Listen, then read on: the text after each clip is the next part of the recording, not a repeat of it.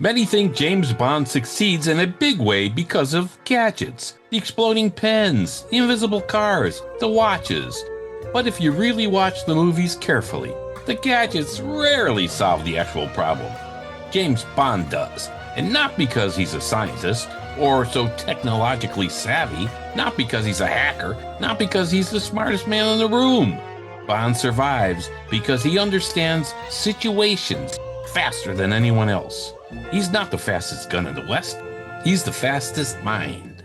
Hi, this is Dan. And Tom. Of SpyMovieNavigator.com and our show Cracking the Code of Spy Movies. Today, we're decoding James Bond's true intelligence. That's right. We're going to look at how James Bond derives his intelligence. Because his intelligence is observational, psychological, adaptive, and situational. It really is situational intelligence.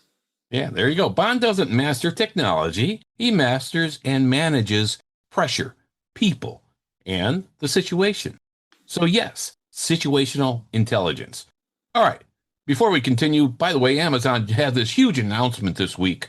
They've begun the search for James Bond, the next James Bond. Oh my gosh. Wow. All right.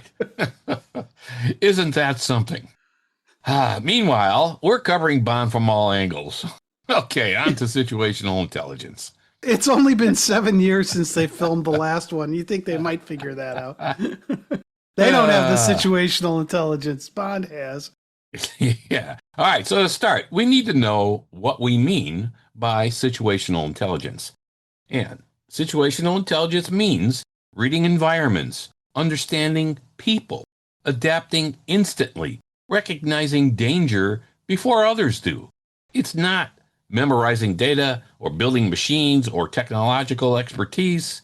We have to remember that Bond is rarely the technical expert, either on screen or in the novels. Q is. Scientists are. Hackers are. Bond is not. I really think that ramped up with Ben Whishaw's unfortunately short run playing Q. Yeah, I liked him. Starting with Skyfall, he brought much more of a hacker feel to the role. Now, Bond has always had intelligence, but here we're talking about his situational intelligence, not his ability to hack or anything like that. Yeah. I mean, Bond's real genius is knowing when something feels wrong, even anticipating it, knowing when someone is lying. He has a knack for this, and knowing when tensions shift. Bond reads rooms better than computers. He understands the situation quickly and accurately. That's the key. Yeah, let's look at some examples of what we're talking about here, and we'll use examples right out of the movies. Yeah, good. So, best place to start is going to be Dr. No, the first one. Pay attention to how Bond reads his environment. Because when he enters Jamaica and he gets off the plane, he instantly notices surveillance, the fake chauffeur, stage interactions. I mean, his observational skills almost make it appear as if he's psychic, but he's not. Yeah. He's just keenly aware of his surroundings. Yeah. When he gets off the plane, Bond already suspects the photographer who is there trying to snap a picture of him. Remember, he blocks his face with his fedora? Right, yeah. Then, Bond immediately recognizes the chauffeur at the airport is fake because of his behavior, his evasiveness. It wasn't technology that helped Bond here. Not at all. That made the chauffeur suspicious to James Bond. Yeah, and that suspicion guides Bond to make the call to the government house, who confirms that, hey, no chauffeur was sent for him. So not only is he observational, but he verifies it as well. And this highlights his situational intelligence, reading danger from human behavior. He survives because he's alert, not because of gadgets, though gadgets do help Bond quite a few times. Even when they do, though, Bond must read the situation, understand it, understand what the gadgets could do for him in this situation, and then execute. So still, it's Bond's situational intelligence that works here. I think the stuff in Dr. No really is a great starting point because it really does highlight what we're talking about. Yeah. With the exception of when Bond is surprised in Pussfeller's back room by Coral, Leiter, and Pussfeller, Bond seems to be one step ahead because of this situational intelligence. Well, yeah, Bond is not always 100% right. I mean, he is human, but He's still pretty darn good with the situational intelligence. All right. James Bond is human? Wow. Well, let's look at a second example and we'll move into movie number 2. We're not going to go through all of the movies, by the way, Yeah. but let's go into From Russia with Love. And onto the train, the Orient Express, and that whole interaction between Grant and James Bond. Bond slowly realizes Grant's cover story doesn't add up on the train. Mm-hmm. And what was the key detail for Bond? Well, Grant knows too much while pretending to know too little. And Bond notices this imbalance. Yeah. On the train, you really need to pay attention to Bond here. Bond studies Grant constantly. His behavior, his cover story, his body language. Bond doesn't defeat Grant physically at first. He detects him psychologically first. And that is what allows him to ultimately defeat Grant. Admittedly, Grant does fool Bond at first. Grant is very good at pretending to be an MI6 agent, namely Captain Norman Nash. So Bond's up against a good adversary here. Well, yeah, because Grant's a trained agent. Yeah, right. So he as well likely has a heightened level of situational awareness, which is one thing that makes this conflict so great. And we'll see it in future Bond movies too. You have two smart agents, and there's an ebb and flow to their interaction as each of them are trying to use their own situational intelligence to understand the situation they're in. Yeah, and here Grant portraying Nash, he gets the better of Bond in the train car on the Orient Express. But Bond, in this situation, reads Grant once he understands the situation he's in, and he plays on it. He says Grant ordering red wine with fish was a tip-off, but he needed to take his observational skills even further to find out more. And, Yeah. Well, and he does. He uses things like the gold sovereigns. That was a read for him. He knew Grant would go for the gold, and James Bond entices him with it. Yeah, and remember, Bond knows what the attaché case can do. Q has rigged it with the gas canister and so on, but it is Bond who must read Grant, react to Grant, and then use the gold sovereigns as an enticement. So all that is a read, and that's a read of the situation.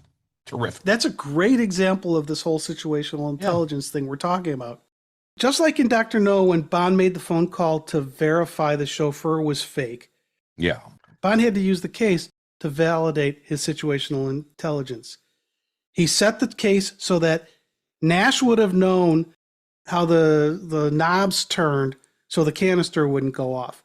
Grant didn't know it. The canister goes off, verifying to Bond that Grant was an imposter. Yeah, that's clever. And it's again, that little piece is easy to miss. All right, let's go on to Goldfinger, where we'll get another perfect example of this.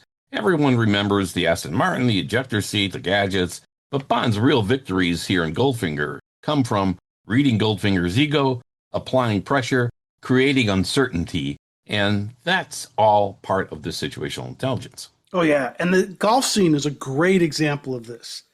And part of that is golf is not a fast game.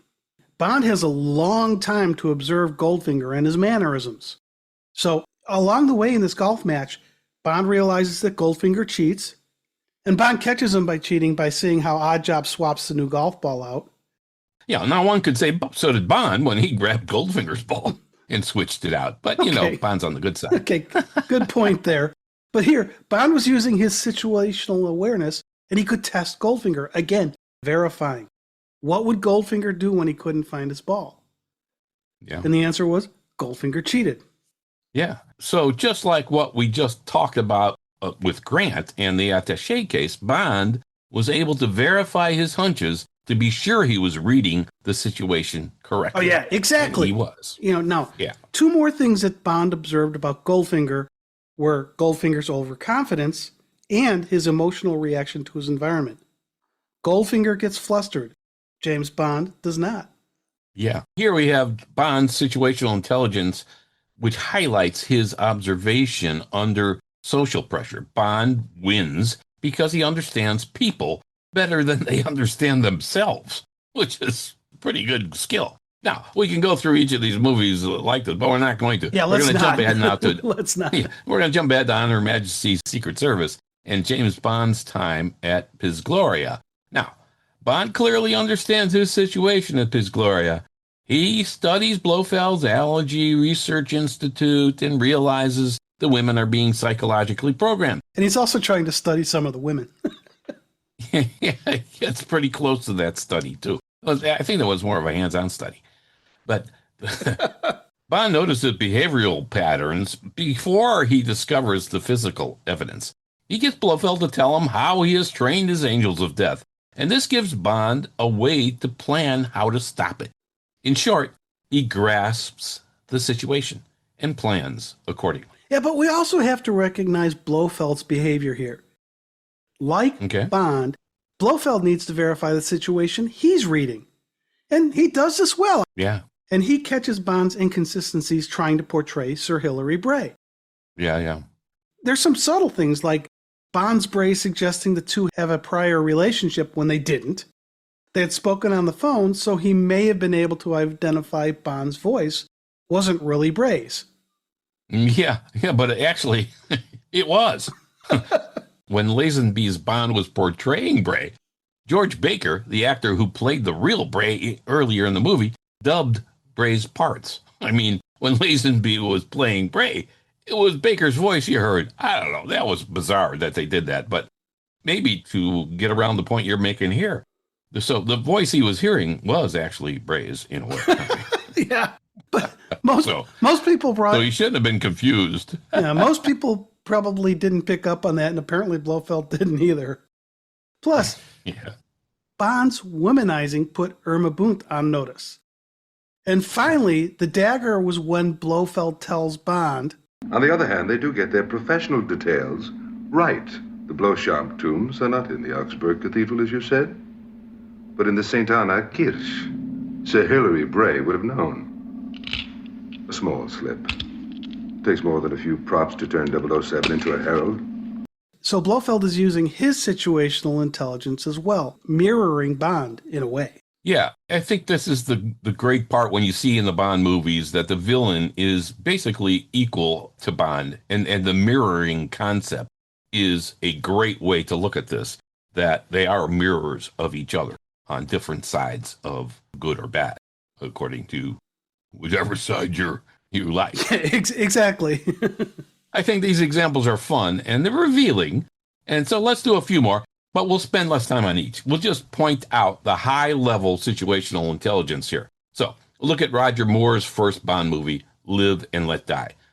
Bond immediately senses Solitaire's emotional vulnerability and realizes Kananga's control over her is psychological. He attacks the relationship dynamic, not the guns. Oh, yeah, and he does it in a great way because he uses his charms and a bit of card cheating. Yeah. Here he is cheating again to win over Solitaire and break Kananga's spell over her. Yeah, all right. There you go. So I guess next would be, let's talk about Scaramanga in The Man with the Golden Gun. Oh, yeah. Bond defeats Scaramanga by understanding Scaramanga's ego and exploiting Scaramanga's need for theatrical dominance. There you go. Yeah. Here, his situational intelligence this time is also psychological manipulation. Yeah. All right.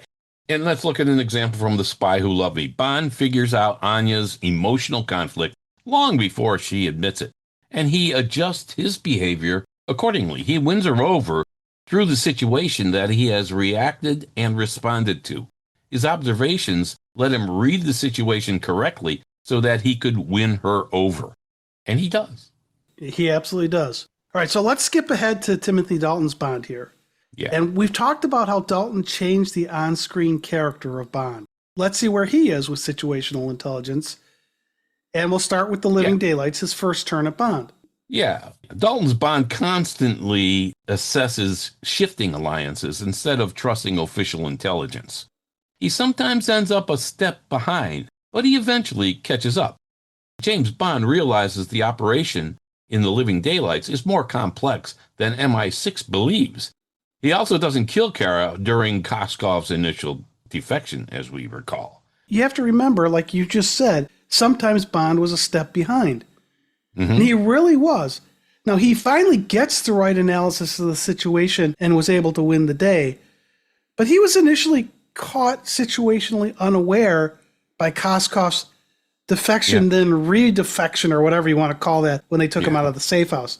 Yeah. And it took Bond a minute to dissect this complex scenario, but eventually he was able to figure things out. Yeah.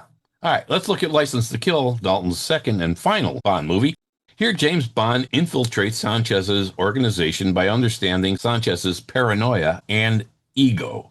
The key is Bond manipulates Sanchez into distrusting his own men and trusting Bond. That was pretty good. Well, yeah, and since he and Sanchez are mirrors, Again, Bond stops trusting MI6 earlier on until Q shows up. Yeah. So Yeah. this distrust is there both ways. Yeah, and again, understanding his situation and, again, intelligently acting on it in the field on his own, not gadgets, situational intelligence. Again, Yeah, I mean, dominance. the big gadget here is Bond successfully using the cigarette lighter he got from Felix and Della. Not exactly a gadget. Yeah. Q brought some gadgets with him, but the big one was the Felix lighter. Yeah. All right, let's go on. We got to give Brosnan and Craig's Bonds a little credit here, too. In GoldenEye, Bond realizes Trevelyan's real weakness isn't tactical, it's emotional resentment. Yeah, because again, he's battling a trained agent here. Yes. Both agents are trying to use psychology. Bond just ends up doing it better. Even after he thought Trevelyan died and finds out that Trevelyan was there, Bond quickly grasped the situation and kept going. Yeah, I mean, Bond fights psychologically, not just physically. You know, we're used to him fighting physically, but he's fighting psychologically better than the rest. All right, now let's look at Tomorrow Never Dies quickly. Bond understands Elliot Carver's greatest need is attention and public narrative control. Bond's situational intelligence has him target Carver's ego-driven media manipulation. Bond, again, uses psychology and one big nasty drill to take care of Elliot. Yeah. Well, that's very true. All right. So next one, let's talk about The World Is Not Enough. And this gives us one of Bond's greatest situational reads ever. Because Bond realizes Electra King is the real villain because her emotional responses feel controlled and performative. Yeah, again, not gadgets or technology or guns here, but reading a person in the situation and building a plan around that read. Yeah, that's how he brought her down, is his use of the situational awareness. Yeah. So, Dan, let's move on to the last James Bond we've seen, Daniel Craig. Yeah, Tom, don't worry. They're looking for one now. Yeah, but we know he's the last one. Yeah. All right, we'll start with Daniel Craig's best Bond movie, in my opinion, Casino Royale. And this is a good example of James Bond's situational intelligence. Watch how Bond studies Le Chiffre's emotional state during poker, more than the cards themselves. So, Well, yeah, but any good poker player is going to do this. that's true. You got to read faces. So how does it, well, it's, you know, what's that song, the Gambler? I've made a life out of reading people's faces. It's not what your cards are, it's what the opponent does. So how does this very common skill for the best poker players, and it's actually a required skill for the best poker players, differentiate James Bond? Well, I mean, Bond, he's got to take it to a different level here. It is human analysis under extreme pressure. It's not just what is happening at the table, but his poisoning and near-death experience ramped up the pressure immensely, even during the brutal beating and torture of Bond by Le Chiffre. Bond had the psychological advantage. Bond tells Le Chiffre that he has an itch that needs scratching. I mean, come on. This demonstrates his mental strength and ability, even in that situation, to manipulate Le Chiffre. So Bond is taunting his tormentor. Yeah, taunting Le Chiffre while being tortured. That's pretty damn good. That is. He's not going to reveal the bank code, and he basically tells Le Chiffre that he will tell the world that Le Chiffre scratched his balls, creating a psychological victory for Bond. I mean, that was a great, great scene and a great example of what we're talking about here. Reading the situation, being tough, reacting, and executing a plan. That's powerful. Physical, gadgets, technology, guns? No. Reading the situation and making the most of it. Well, I'm glad that worked out for him. Yeah. The way Bond acted there reminded me of that old cartoon called The Last Great Act of Defiance. Now, if you don't remember that, Okay. No, I don't. they called it Montrose Mouse. And this is something from Colorado here in the U.S. Hey. So there's a very famous cartoon picture of a mouse standing, flipping off an eagle as the eagle's swooping down to grab him. Okay. This was created as a protest against Jimmy Carter's effort to kill a dam project on Dallas Creek. Oh, my God. So I know this is a little obscure. My guess is if you're over 45 here in the U.S., you got a chance of recognizing it. And maybe I just have a warped sense of the world. I don't know. Okay. But the mouse lost. He's flipping off the bird, but he's going to be gone in a minute. But James Bond, using his situational intelligence, wins. Right. So being able to read your opponent is a huge thing for James Bond. And unfortunately, not being able to do it was not so good for the mouse. All right. Wow. That was a fascinating history lesson there, Tom. Yikes. Okay. Sometimes I go on tangents, Dan. Let's move on to Quantum of Solace. People have heard of that. Oh, come on. That's a really famous cartoon. Yeah, okay, yeah. All right, here in Quantum of Solace, James Bond realizes that green hides behind the appearance of insignificance. Bond's situational intelligence lets him figure out what to do. He understands invisibility itself is Green's strategy. Well, and also that Green kind of was insignificant in the big picture. Yeah. All right, let's dive into Skyfall then. And again, I get it. Dive into Skyfall. Nice. yeah, sorry. So Bond has to beat another former agent here. We saw it in From Russia with Love. We saw it in GoldenEye, and now we get it here.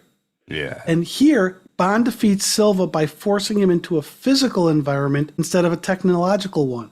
Yeah, see? Clever. Silva's going to win on the technological space. But Bond adapts to the situation and gets a physical environment to be where this is going to happen. Because in Skyfall, they strip away Silva's digital advantages, and therefore James Bond can win. Yes, it wasn't without a lot of pain, Yeah. but Right. James Bond still won. Yeah, and speaking of winning, Tom, you and I win when our listeners give us feedback. That's true. Because we can adjust and do things better than we could before. So before we move on, let's give a few shout outs to our listeners who gave us recent feedback on our episodes. We love hearing from you, so please keep it coming. So about our 20 Things You Missed in You Only Live Twice episode, a big shout out to Bernard Abels and John Moss. On our 20 Things You Missed in Dr. No, at Shanty Healer gave us great feedback. On our Has James Bond Lost His Identity episode, we got great feedback from Alan Cranford, 3398. Mark Knight, thanks for your consistent feedback, Mark. Carl C. Epler, who continues to give us feedback. Pietro Rossi, again, gives us feedback on almost all of our episodes. We love it. Thank you very much. And Daniel Can. Now, Pietro Rossi again gave us great comments from our Casino Royale 1954 episode. And Randy Hankins, thank you very much for your feedback on our Why James Bond Can Fail episode. Thank you all. We love hearing from you. Give us feedback so that we can tailor and produce better episodes that you'll like even more. We appreciate it. Absolutely. Keep that coming. It really helps drive us. All right, let's wrap this up with a quick look at a very important character, yet he's not the hero. And of course, I'm talking about Q. Yeah, well, yeah. We started this episode by pointing out that there are a lot of gadgets, but the gadgets rarely solve the actual problem. They're just tools along the way. So Q provides these tools, and Bond provides the judgment. Yeah. The gadget can fail. Then what do? Yeah, right. Plans collapse. Bond has to create new ones, sometimes on the spot. Cars get destroyed, sometimes in often. massive ways. Yeah, we know that. Yep. So Bond doesn't always bring back his gadgets in one piece. Remember Q said to Bond, I believe I said bring it back in one piece, not bring back one piece. So Bond adapts in the situation, and that's why he's a great agent and MI6's best. yeah. Now, Bond's situational intelligence differentiates him from most modern action heroes. The modern action hero feels different than Bond. Modern heroes often rely on AI, super tech, constant information. Bond often works with incomplete information. Well, that That's changes cool. the tension. It does, because Bond must interpret on the spot. He's got to improvise on the spot. adapt live. Planning and second chances are good, but knowing what to do and when, if a plan fails, is the key to Bond's success. Bond isn't a machine connected to data. He's a human reacting to uncertainty with plans that are rebuilt on understanding the situation he is in and the villains he is dealing with. So yeah, we all love Q and his gadgets. Yes. And many times it seems Q's gadgets are what saves Bond's life so he can spy another day. Yeah. But the bottom line is these gadgets in the wrong hands or in the hands of a mentally unsophisticated agent are not necessarily that powerful. Right. Bond understands his situation, what he has available to drive him successfully through the situation, and exactly what to do with what he has. Yeah. So here's Bond's real superpower. Think about and reflect back upon Bond's greatest moments.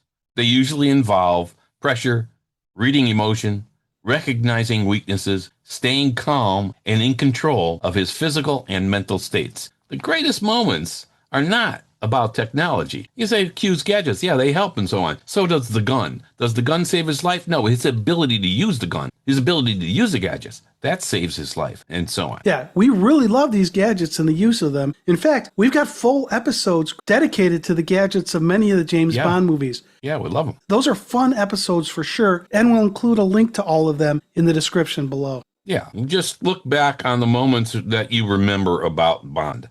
And what kinds of things do you immediately think of? The Goldfinger golf match, Lashifra's poker game, Grant's train confrontation on the Orient Express, Silva's interrogation. I mean, some of the things we talked about here. So Bond's superpower is emotional control under pressure and his ability to read the situations. All right, so here are some final thoughts. Technology changes constantly. We see it in real life and from one James Bond movie to the next James Bond movie. Bond movies do a very good job creating fear from whatever technologies are emerging at the time. Yeah. Every Bond era fears the newest technology, whether it's nuclear power, satellites, media manipulations, biotech, surveillance, AI. Yeah. And that's the same reason why gadgets age. But situational intelligence, that never gets old. It's never out of style. No. And that's why Bond still works after 60 plus years. Not because of watches, exploding pens, or cars laden with gadgets. Bond rarely wins because he has the best gadget. Although it helps. He has the biggest or most accurate gun or weapon. Oh, he's very good with what he has because he practices. He can hit stuff as opposed to his opponents. And he doesn't win because of the most advanced technology necessarily. Well, actually, his situational intelligence counters some of that advanced technology. People try to overuse the advanced technology, and Bond's situational intelligence lets him reverse it or neutralize it. Right. He wins because he notices things faster. He understands people deeper. He adapts quicker. And he stays calmer under pressure. Yeah, and he's continued to intrigue us Bond fans over all of these decades because we still admire his composure and coolness, his adaptability and execution, and James Bond's perception and understanding of people. Remember, villains are people too. Yeah. All right. Q gives Bond great tools, but Bond's real weapon is understanding the room and the moment before anyone else does. Bond doesn't survive because he has better technology. He survives because he understands the moment faster than everyone else. All right. That's a wrap of our look at James Bond's most important power, situational intelligence. Yeah, and we want to hear your thoughts. What Bond moment provides his best situational intelligence that we didn't talk about? Yeah. And which James Bond relied too much on gadgets? Let us know in our discussion on Facebook at facebook.com/SpyMovieNavigator. Yeah, we want to hear from you there. So let's continue the discussion. All right, this has been Dan and Tom of Cracking the Code of Spy Movies. Go visit our website at SpyMovieNavigator.com. It's a lot of fun. And be sure to subscribe to our podcast in whatever app you use. That helps us reach more spy movie fans and keeps us going for you. Thanks for spending part of your day with us. We really appreciate it. In the meantime, we'll keep cracking the code of spy movies. Please keep listening, and remember, in espionage, trust no one except us. All right, thanks. Thank you very much.